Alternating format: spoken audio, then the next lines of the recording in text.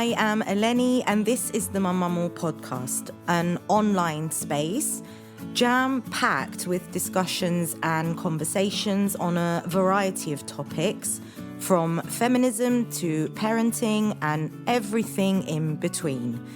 Today, I am chatting with Diana, a young lady from Russia who wanted to share her story of addiction and rehab.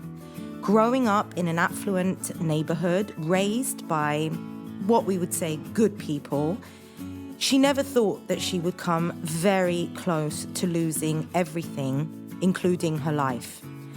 On the show today, she speaks about her experience and sheds some light on the reality of drugs and teenagers.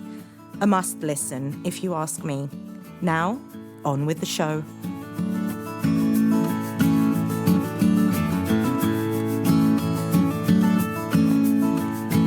Diana, welcome to the studio. Thank you. And thank you so much for being here. This is a topic that I haven't covered on the podcast. So I was very, very interested in covering it and in learning about your story. So, addiction. Yeah. Wow. Okay.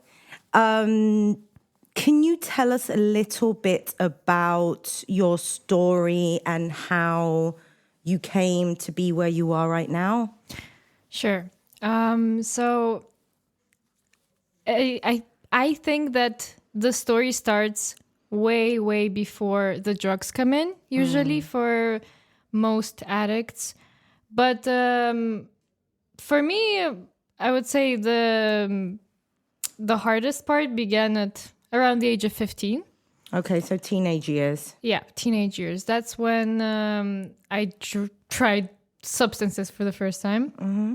And over the course of the next 3-4 years, things escalated and got to a point where it was very obvious to everyone in my life, including me, that there is a problem. Okay, and when you say substances, what do you mean? Well, surprisingly, the first thing I tried as a teenager wasn't even alcohol. It wasn't cigarettes. It was... You went straight hardcore? Yeah. Okay. Yeah. It's not really common because usually people start with alcohol, then it's usually marijuana, but... Had you tried alcohol up until that moment? No. No? Okay, all right. And these substances, were they easy to come across? Yeah, I think it's the environment that I grew up in. It was really easy to find and access substances throughout all of my teenage years, actually, because I grew up in a really, more upper class environment. Okay. I was surrounded with kids mostly from private schools who were, I could say, spoiled by their families, and at the same time, they were really lost in life. Therefore, I was really innocent. I was a really innocent child. I was a great student. Everything was, seemingly fine. But it was really easy to get to a point where I didn't even, there was not even a question of should I. It was always like, it felt like it was always going to that point where I just had to be offered the substance, and then, of course. Okay. So is this, probably like many countries, with, when you go through the teenage years, you can come across these substances quite easily. But is it like, would you say, an ongoing thing in Russia amongst teenagers? I think so. I think that Russia, compared to all the other countries that I've lived in, because I had the experience of living in Cyprus, I had the experience of living in Netherlands, and out of all of these countries, Russia is the most, I think, prone to not just drug abuse, just in general substance abuse, because it's I think the reality is a bit more harsh, and there's a bit, not even a bit, there's a lot less awareness on the problem in general. So I think it's really, really much more common there. That's interesting that you say about the awareness. So, I mean, I remember growing up, and obviously we have a vast age gap, you and me, between us, but we used to hear a lot about drugs, and there was a lot of awareness campaigns going on in schools, and we used to be told about this all the time. I'm not going to say that I think it worked, because they rarely work. If someone's going to do that, they're going to do it anyway. But do these kinds of educational awareness campaigns exist in schools or in education in Russia? Unfortunately, not really. Is it something? So is it more something like, let's just sweep it under the rug and pretend it doesn't happen? I think so. I think there's a lot of it's a really big, topic for discussion. The sociological even part of this entire issue, because it has to do a lot with politics, with history, and just in general the way the country works.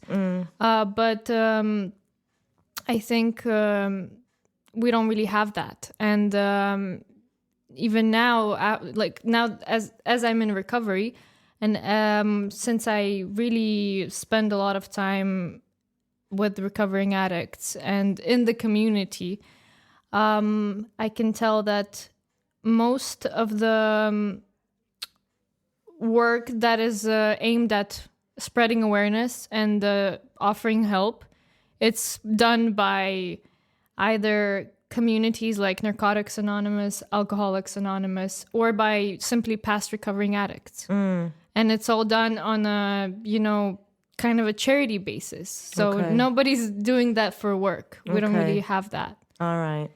Okay. So you were 15. You tried various hard substances. Then what happened?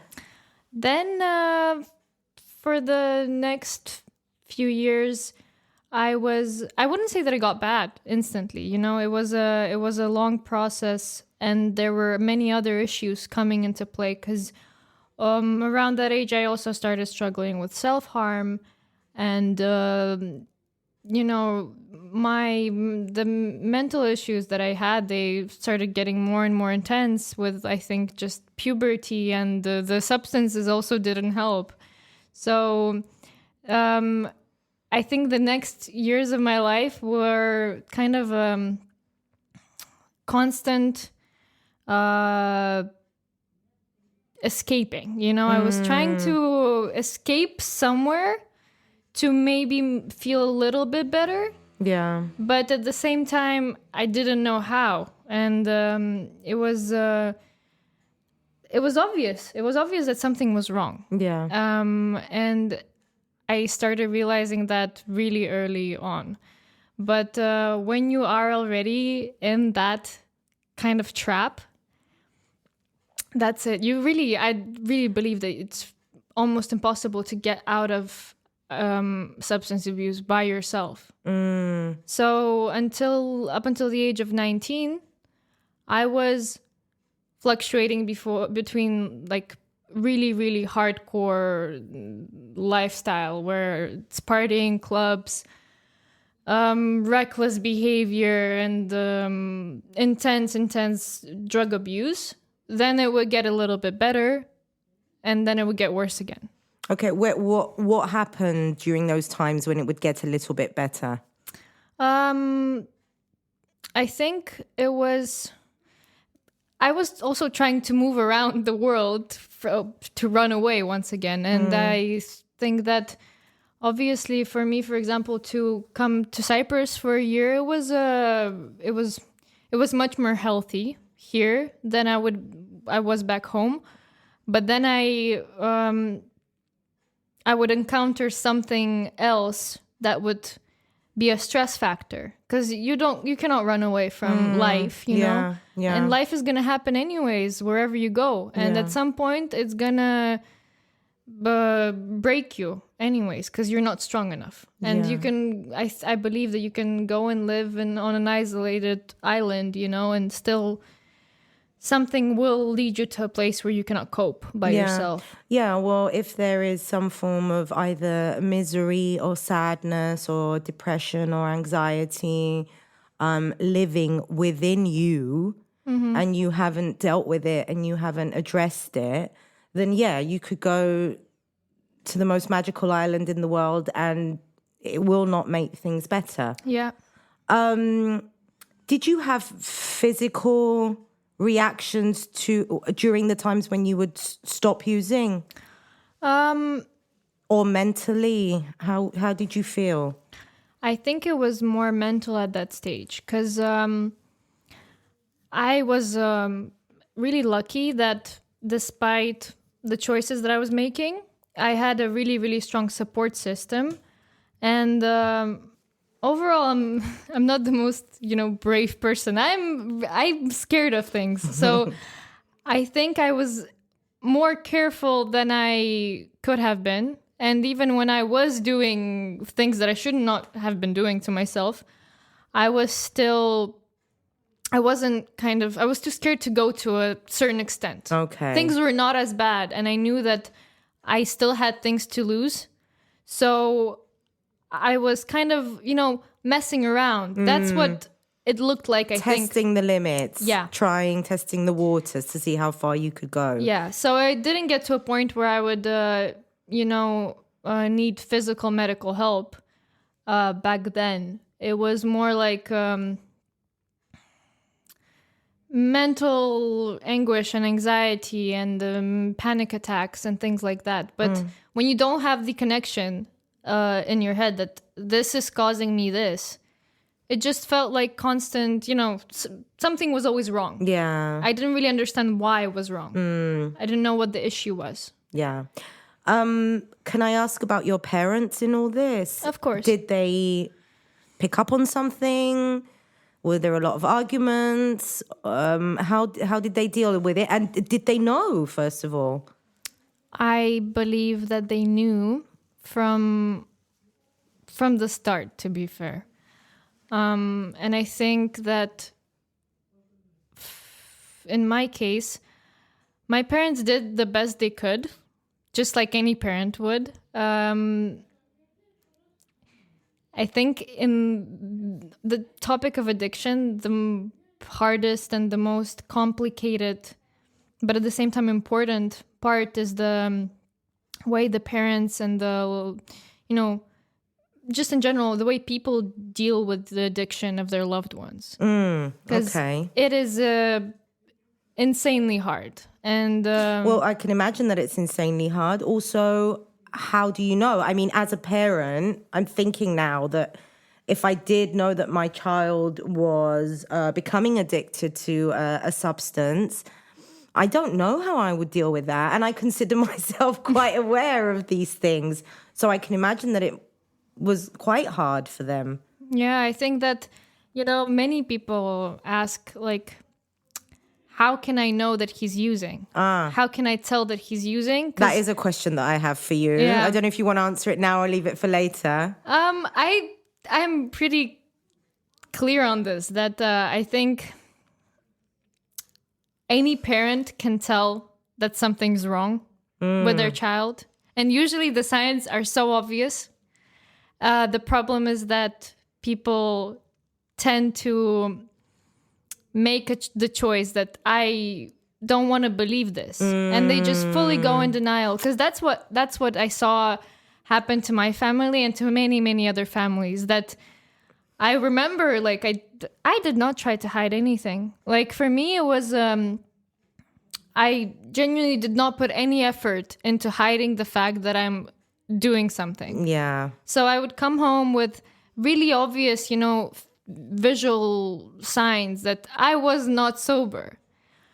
And they would, I could tell that it was, they knew, they looked at me and they knew that something was wrong. It's just that I think the reality of having that problem in your family is so terrifying. And nobody teaches you what are you supposed to do in that case. Yeah, Therefore, and I also think that, as a parent, that it will probably be, the denial comes in because you probably feel that you're to blame a bit as well. And in order to displace that blame and avoid it, you just avoid the overall situation. But when you said about signs, normally I have a son who's 13 now, so he's heading into his teenage years. And, puberty can be quite intense. Yeah, I think I remember it as well, how it was. There were times when it was fun. There was times when it was not fun at all. So I always think about, how would I know that this is just puberty, hormones, anger, anguish? And how do I know when it's something else? Mm-hmm. I think that in my case, the most... Because I was also a really emotional child my entire life. Therefore, the sudden... Sensitive. You were sensitive. Yep. And the sudden mood changes, they were not really a new thing. I think for me, the most... the biggest red flags was the lying. And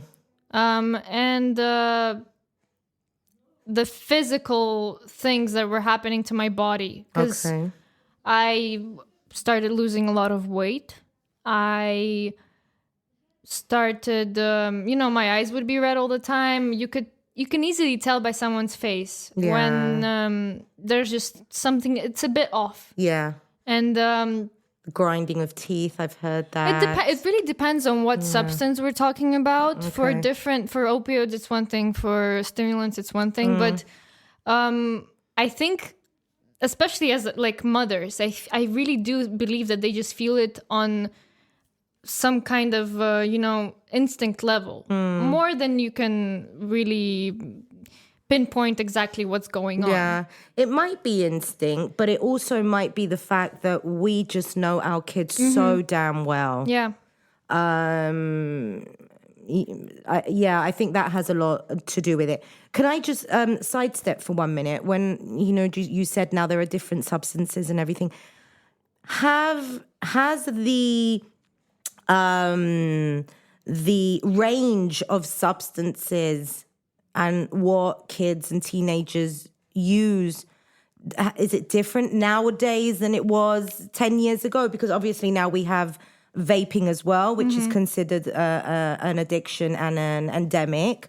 Are there other substances that kids are? You're giving me the look that there is. Is there really? Yeah, it's horrible. To be honest. Oh my God. Okay. It's what, worse than it was before? It is. It is much worse. Okay, and, go on. I know that because I've had the experience of really learning the stories of addicts that started using 50 years ago.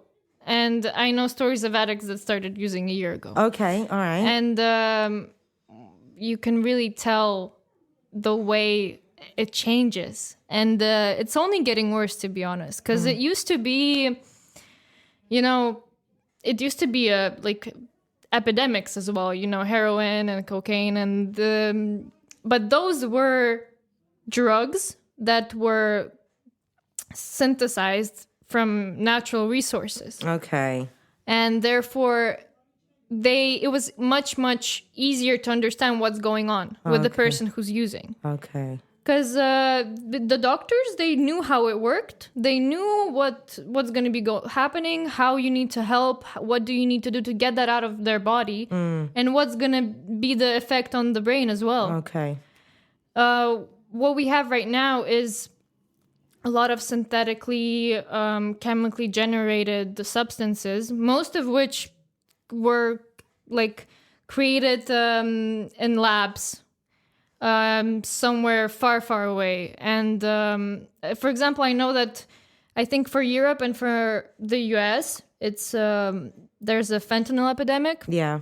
Which is, I keep hearing that. Which is horrible because you don't really know what you're taking. You think you're buying one thing, and you take the dose that you usually would, and you would be fine, and then you just drop dead on the floor. Because It's a cocktail, a mix of just like, it could be like, I've heard like even cleaning products and... Yeah, it's really, really concerning because that's the problem, that you don't really know what you're taking. Yeah. In Russia, there's a bit of it's a bit different. There's another horrible drug going around, and it has been spread so wide that there are documentaries being made about it and research, because nobody knows what to do. It's this Chinese synthetic drug. I don't really know. It's called bath salts. I've never heard of that. It's also a thing in America, and it's like...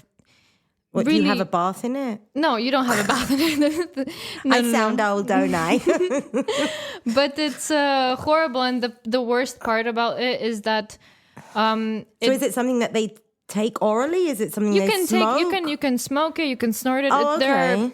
You can do anything. You can inject it. It really depends. All right. Okay. But the thing is the way it affects you, your body and your physique, because the damage goes not just to your, organs. The damage goes to your brain. And that's the case where people can try it once and they will forever be left with neurological damage, with psychiatric mental disorders. And wow. I've seen many, many kids, young kids my age, who did it for a month, and to this day they have tics, they can concentrate, and they genuinely, it's for them it takes, I think, for an alcoholic, let's say, to recover on a biological level, usually it takes from 6 to 9 months fully. Okay.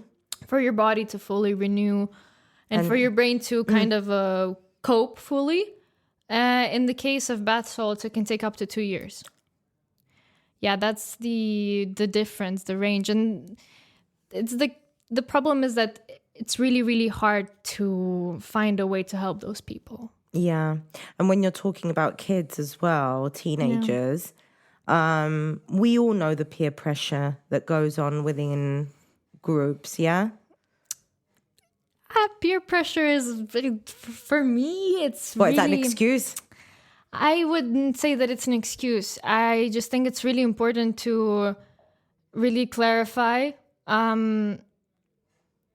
what we consider addiction and what we consider the recreational, let's say, experimenting and things like that. 'Cause I think in the case of addiction, you can live alone in a village with nobody around you. You'll still find a way to start using. Yeah.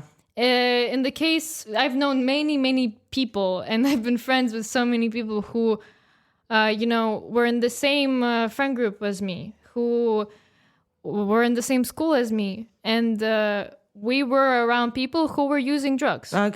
They might have tried it once, they might have tried it twice, even 3 times. Yeah. And then they just said, guys, I don't really understand what this is all about. I don't want to. Yeah, yeah. And that was it. That was it. I feel that, having said peer pressure, I feel that, you've got this image in your head of a gang of kids together, and one's nudging on the other to, give it a go. And then there's a kid that says, I don't want to, but, are you a pussy word or whatever, and you need to do this, to be part of the gang. That's what I mean about peer pressure. But then you do have kids that are able to say, look, it's fine. I've done it once. I've done it twice. It's cool. I don't need to do that. I believe you can be peer pressured into trying it. Yeah, exactly. Yeah. But you cannot, nobody can force you to become keep addicted. Using it and to become addicted. Because So for me, it wasn't like, I fully believe that I subconsciously was seeking out for something to make me feel relief. Yeah. Because that's how I remember all of it starting. When I got to rehab, actually, was the first thing you kind of do. You trace back to at what age do you think your symptoms first, started? I fully believe that for me, the moment I remember, myself my childhood. I think it begins at like at the age of 9. That was already when there were things wrong. Okay. Addictive behaviors. Yeah. And if it wasn't for drugs, if my life went a different direction, and I never tried drugs at the age of 15, I am 100% sure that either I would have tried drugs later on in life, or I would have gotten addicted to something else. Something else. Yes. Yeah. So rehab, Yeah. did that happen at 19? Yeah. Yeah. And how did that happen? Was that a decision that you made? Were you forced, in quotation marks, to go? Surprisingly, no. It wasn't. I wasn't forced. It was a decision that was made collectively, I think, by the people who cared about me, who loved me, and it was like a mix of me reaching out for help and also, people's concerns for me. Because so the fact that you were open to it helped a little bit. Okay. It was actually my best friend who basically a situation happened where I got worse. Mentally I got worse, and the concern got to a point where she was like, okay, Dana, we're not doing this anymore. I'm reaching out to your family. So she wrote a letter to my family, and together everybody, I don't really remember because I was not really in a good state back then. But from what I remember, my father actually called me and he said, listen, I read the letter and this and that, and we just need to think of a plan, because I was studying abroad. And for me to get the help that I needed to come back home. And there were a lot of factors. So you were in the Netherlands? Yep, I was in the Netherlands. And were you doing drugs there? Oh, yeah. Obviously, things got much, much worse as soon as I was left to live by myself. The pressure of university and of just in general, living alone in a country that is completely foreign to you. Not the friendliest country, it was really, really hard. And I think I really tried. That's the thing, that I really tried. And I think it took me, for the first 4 or 5 months, I managed to not go off the rails, even though it was really hard. But I didn't do anything. But then at some point, you just break. Okay. You just snap, and that's it. And that's when I think things went the most, intense. South, yeah. So Dad gave you a call and said, come back. We've got to sort this out. Actually, no. It was fully my choice. That's the most amazing thing, I think. And I'm still grateful to this day that nobody forced me to do anything. Because it was kind of like, you're a grown-up girl, and I can help, but we need to think of how to do this properly and blah, blah, blah. And he asked me if I wanted to stay until the end of the school year to, have the chance to maybe continue studying, or if I want to go like right now. And I had like a few months left to finish the course. So I decided to stay. And I was, every single day, the thought of that I'm going home at the end of this, it kind of kept me going. Okay. So I think it was May that we had this conversation. And then over the next 2 months, every single day, my father, everyone in my family would call me and check up on me all the time. I had amazing support from my friends who were all... none of them were addicts. So with the help of a lot of people, I got to a point where I could go home. Okay. Which at that time I was at my most, I think, vulnerable, and I was the most fragile. You could tell even the way I looked, it was really, really, unhealthy. And that's when I came home, and immediately my parents, they arranged for me to see a psychologist who deals with addiction. And she worked at a clinic for detoxification and things like that. So she looked at me and she was like, okay, you are definitely not sober right now. Okay. Because I remember that day. I remember going to see her, and I remember that I couldn't properly walk. I couldn't properly walk or talk. And, she was like, okay, yeah, you're just stay here. We're going to arrange a room for you. We need to clean your blood. Okay. So she said, it's going to be a few days, but we need to clean your blood. And I was at a point where I didn't really care about do whatever you want. Yeah. At that point, I think that I fully handed over the responsibility for what happens next to everyone around me.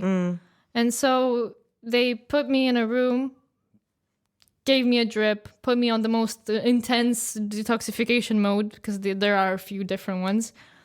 And it was supposed to be 3 days. It took them 10 to get everything out of me. Why is that? Oh, really? Because there was so much. Still to this day, we don't know. I think it was... Your body was resisting, didn't want to let it go. Maybe, because they were cleaning my blood. They were doing a lot, like so many drips.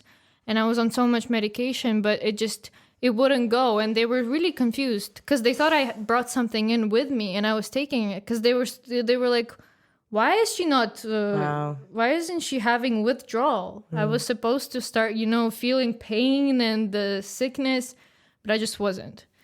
But in a few days, obviously, it worked. And the therapist came in and she was like, well, next step is usually rehab. Are you okay with that? And the most surprising thing to this day is that I didn't even ask her any questions. I was just looked at her and I'm like, hey, anything. Whatever you think is necessary, let's do it. Even though I barely even understood what rehab meant at that point. And she said, we're going to go for a month. It's this really nice house in the countryside, blah, blah, blah. And I was like, fine, okay. Oh, really? That's what rehab is? In Russia, yeah. A really nice house in the countryside. Well, the rehab that I was lucky enough to go to,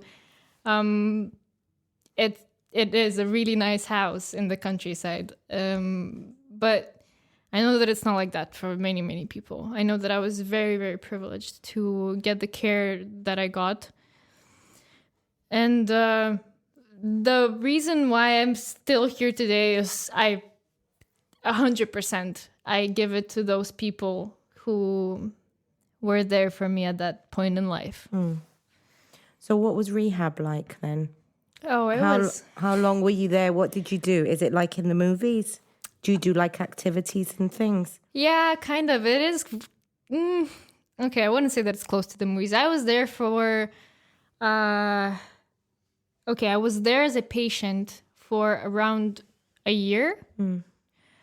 And then I also spent a few times, you can say working there, kind of like helping out. Helping out, okay. Things like that. So overall, I spent a year and a half. Wow. And to this day, I still am really, my life is really intertwined with that place. Yeah. And I do visit really, well, your really face has glowed up when you talk about it. So, you can tell that there's a connection to that. It is a place that's full of people who I really, really love. And it's, it's not, I know that it's not like that for many people. And I was considered a bit lunatic for the way, because, usually people who come to rehab, they desperately want to get out and they constantly bug everyone asking, oh, when do I leave? Can I leave? And everybody to this day says, Diana is the only person who has ever come here who did not want to leave at all. Like, you could tell that she was just not rushing anywhere. Yeah. And that's true. And I think that was what really helped me. The fact that I think I had no place else to go. Yeah. I knew that there's nothing else I could do. Yeah, you felt in the right place. You were in the right place at the right time. For sure. For sure. So you leave rehab. I'm guessing that transition from leaving rehab to trying to adapt to the real world again must have been hard. It was, but the way the system is set up, at least the system that I was a part of, and I think it's like that for most Russian rehabs, at least the ones that really do care about their patients, it's that, of course, at first you do the work, to kind of first make your mind a little bit more cleared up. Okay. Then you do the internal trauma work. You work on your relationship with your parents. You do really, really intense therapy. But throughout all those months, the main goal is to make you strong enough to survive and exist and adapt by yourself in the outside world. And there's a lot of work that goes into, actually leaving, and you don't do it in one day. They don't just, kick you out. Oh, and it's say, not like that. Okay. No. For me, it was a really, really slow and gradual process. Okay. I think it started 6 months before I actually left. Okay. Because it was, you write a plan that explains what are you going to do with your life for the next year. Oh. You write down rules and, a lot of work goes into that. You also keep in contact with your therapist every single day. Okay. And were your plans to go back to the Netherlands to study? Oh, no. That's a really clear and set boundary that you don't go to places where you were using, at least for, I don't know, it's different for everyone, but for me it was at least 2 years, 3 years. Okay. I know that I probably will never be able to go to the Netherlands and feel good because it's a really triggering place. Yeah, I was going to say it's probably like a massive trigger for you. It is. What else are triggers for you? Or did you discover that were triggers for you? For me, I think the most intense triggers were the people that I used to, be close with back then, especially people who were addicts themselves. It was basically, there are a few types of, those triggers. Geographical, the places you went to. Okay. People, music, movies, media, all of those things that can provoke you. Wow. Smells, things like that.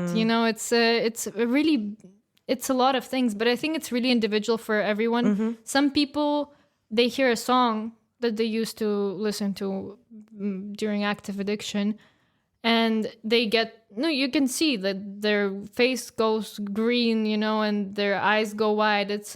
They get a reaction on a physical level. It makes them sick. For me, I'm completely fine with music and with movies. I really don't care. Okay. I listen to everything I used to listen to back then. Yeah, but sometimes you will be sitting somewhere and randomly you just, see an advertisement on the TV and it, reminds you of something, or things like that happen. Yeah. You can see something in your dreams. For addicts, it's so normal. You all constantly will be seeing dreams where you relapse, where you're using, where you want to use, but you cannot. It's pretty common. Yeah. Those things. Yeah. So now you are, what are you doing now? Now I'm most importantly, a year and 8 months sober, I think. Bravo. Clean and sober. Yeah.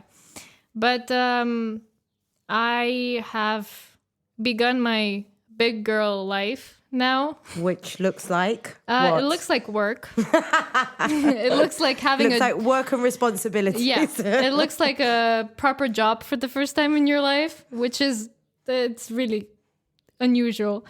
It looks like going to meetings.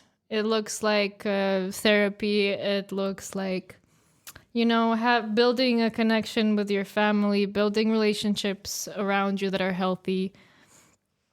And it looks really good. I really like this. And I don't think I could have ever imagined that this is what life could be like for me. And looking back at 2 years ago, it shocks me to this day. Yeah. Well, you've come a long way. Yeah. You fought hard. I wouldn't say that it was really about fighting for me. Because actually it was more about surrendering other than fighting. That's true. You could say that. Because you cannot fight addiction. Yeah. Addiction is something that was with me, I think, since the day I was born, and it will be with me until the day I die. The only thing I can do is kind of work in order to not need to find relief, you know? Is there such a thing as addictive personalities? Sure, there sure is. Is it something you're born with? Is it something that comes along through nurture, environment? Well, because you hear it a lot about addictive personalities. Yeah. To be fair, medicine and psychology and just in general science has still not found the answer to that. There's no 100% answer why people become addicts. Okay. There are many theories, and I think everybody is free to have an opinion on this. But I believe that it's a mix of genetics, of environment, and I think just in general life. Because I know that for me, those were the three factors. And also maybe your character and your temperament, things that you're also kind of born with. Yeah. Because I know that I was born really sensitive. My family has history with addiction.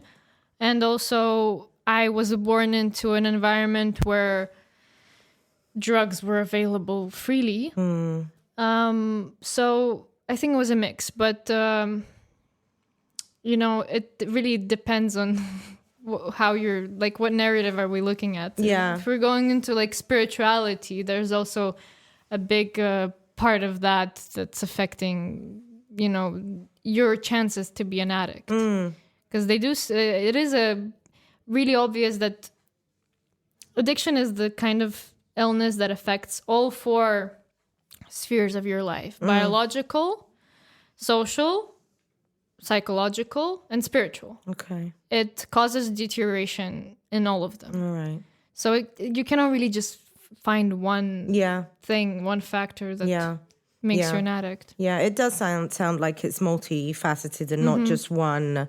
It's not coming from one direction. So I'm guessing now that a lot of parents are listening to this right now and feeling maybe a bit afraid that their kids could fall into this trap. What do you have to advise parents who are raising kids and especially teenagers now in this day and age? I think that as a parent, the best thing you can do for your child is,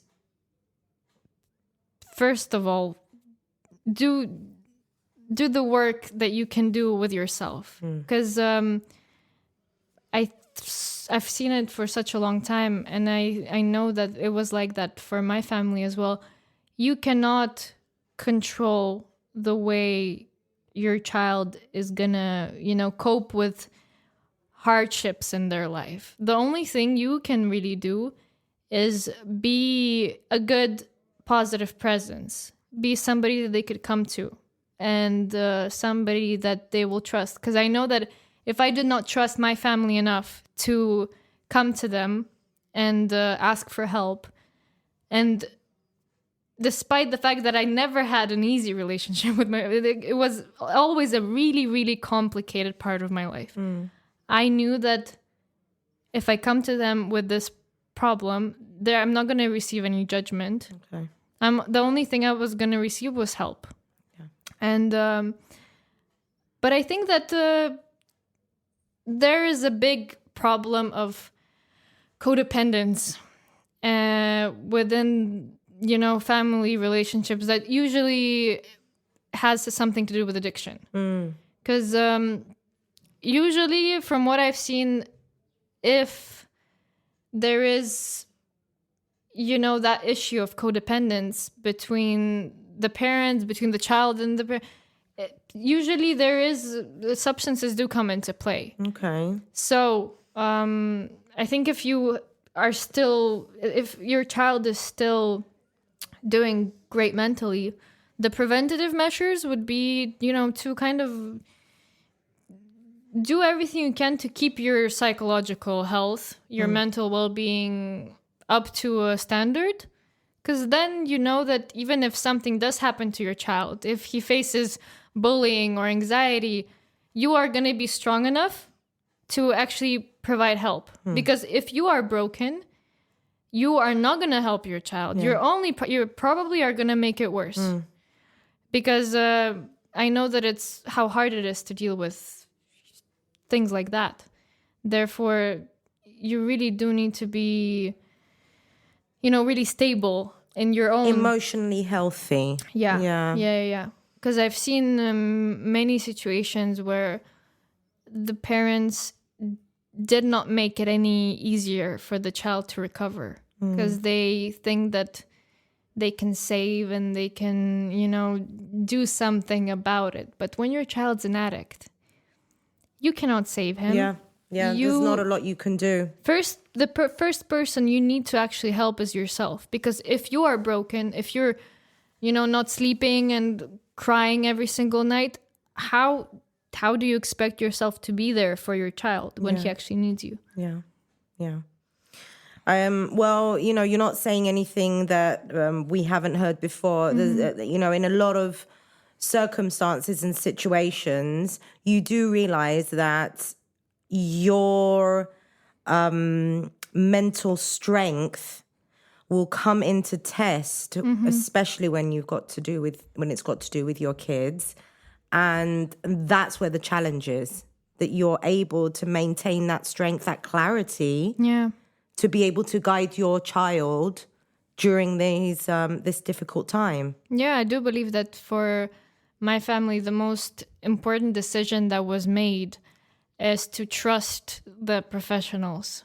Because, it's not easy to just send your child off to some house in the countryside. And my parents, they were concerned as well, because they did not know what was happening. You were so lost in the situation. One day you're living your normal life, and then one day you find out that your child is fighting for their life. Yeah. And you're quite literally putting the life of your child into somebody else's hands. Yeah.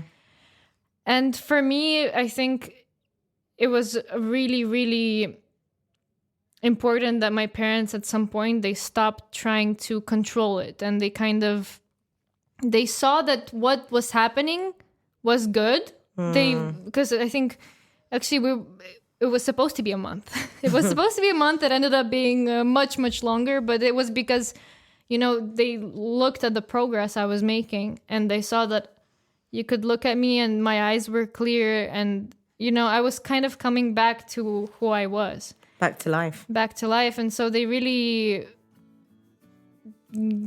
gave up trying to control this process. They surrendered. They surrendered just as I did at some point. Yeah. And then they would listen to the things that they were told. Because in Russia, at least, a lot of the work in rehab, it's also with the family. So we do have family therapy. We do have, a lot of work on you do a lot of work on fixing certain things in your relationship with your parents, whether it's by yourself or together.